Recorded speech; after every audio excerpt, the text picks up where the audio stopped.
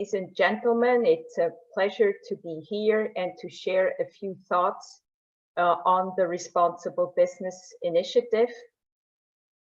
Regarding our center, within the framework of so-called InnoSwiss projects, our institute has done work conjoint with multinationals to analyze their embeddedness in developing countries. So that's how we connect to the topic.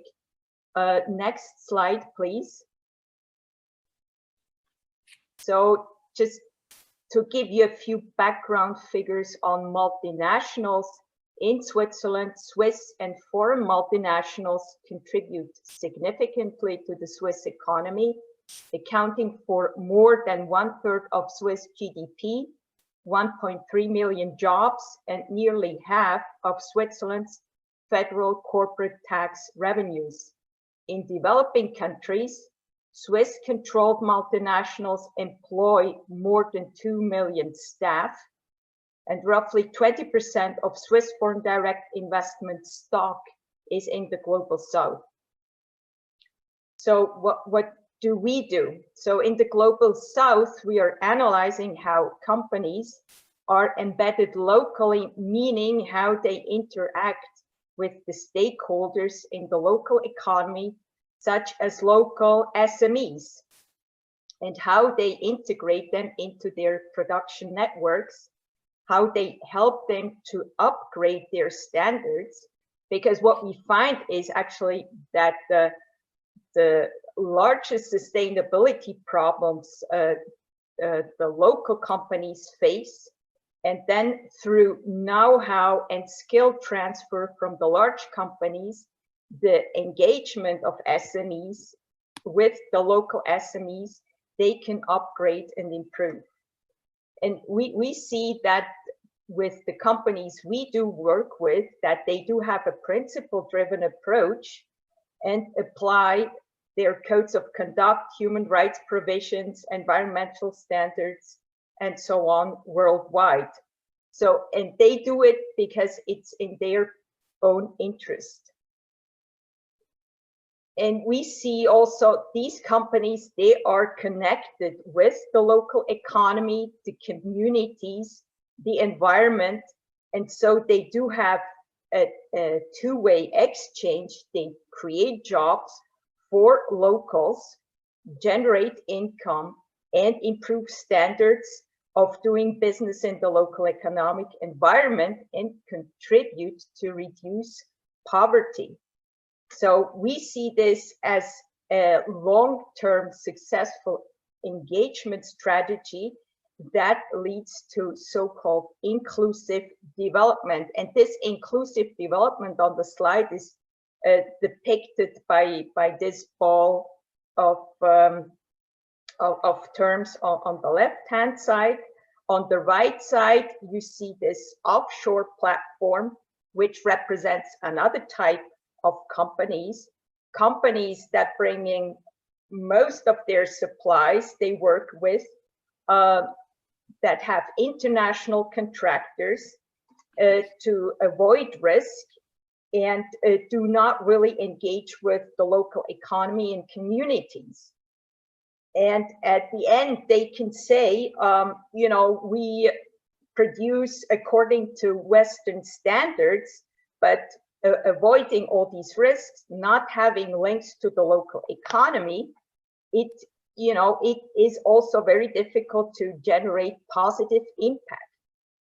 For example, think about Swiss retailers. They push their supply chain risks down the chain. They're not really investing abroad. Others have to invest, take the risk, and bear the blame for any problems. And this is what we call an example of exclusive development. Just one last remark here. So most economies in the South, they also have large informal sectors that are comprised of survival entrepreneurs. Think, for example, of street vendors, small manufacturing shops, and they are operating outside the law. They are unprotected and they face many human rights infringements. I will come back to this point later on. Next slide, please. So, role of international standards. The point I would like to make here that there is a very complex relationship between international standards and cross-cultural context.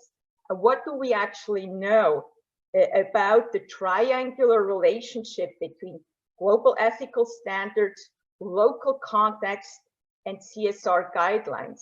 When one checks the literature, we actually know surprisingly little, and especially the Southern perspective is often missing.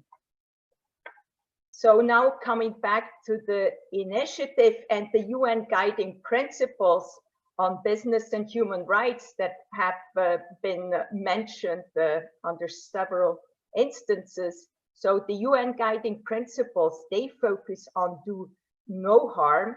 So there is a focus on damage limitation. But what does this tell us? These standards, they actually ignore that a locally embedded principle-led company can enable and improve access to essential human rights by integrating the local companies, for example, also from the informal sector that I mentioned before, into national and even global value chains. So these multinationals, by integrating local companies, local SMEs, they enable them to grow and to invest in their labor force such that they can improve the natural environment or the working conditions. So yes, you know, in the global south, there exist many human rights offenses, environmental problems are there, but are the multinationals the key problem? So fact is that poverty is the main enemy of sustainability and not affluence. And when multinationals invest in the economies in the south, they can reduce poverty long term and can be part of the solution. Next slide, please. From responsibility to liability. So in my view, the legal provisions in this initiative, they would definitely go beyond what exists in civil and common law jurisdictions in Europe, and the reversal of the burden of proof would be unique. It's also from the proponents, one has the impression that multinationals and other companies in the global south are working in a vacuum. At this point, I would like to remind that the principal's liability is very well part of Swiss legislation and it is effective.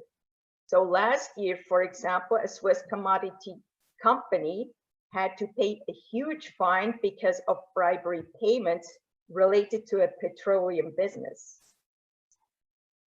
Also, I would like to remind that there is a non-judicial mechanism in coordination with the OECD guiding principles for multinational enterprises.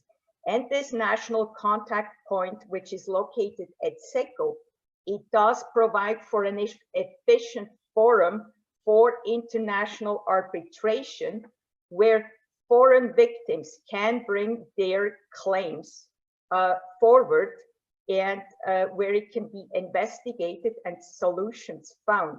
So it's not correct, like the first speaker said, that foreign victims do not have access. Next slide, please. Potential impacts of the responsible business initiative versus the counter proposal. So in my view, companies and including SMEs, because the text we will vote is speaking about companies, not corporates. These companies, they will very well look at the new cost and all the administrative burdens to contain liability in their supply chains. And to some extent, this liability risk could become unmanageable. And they might very well decide, you know, to switch suppliers, to pull out of markets, or just to have international contractors. So in my view, this initiative, you know, could create a disincentive to invest and to take risk in developing countries where actually investments are really needed. And from that point of view, I would also not exclude detrimental effects for the countries in the South.